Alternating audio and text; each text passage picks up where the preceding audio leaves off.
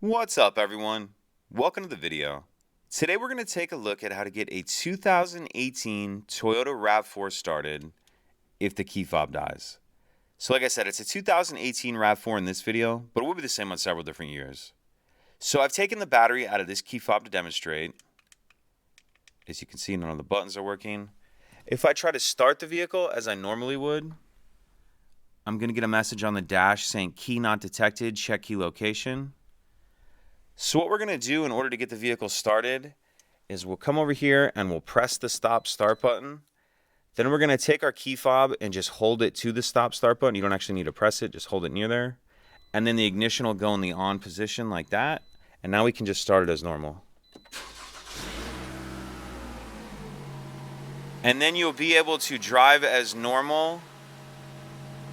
And you'll just want to replace the battery in your key fob as soon as you can.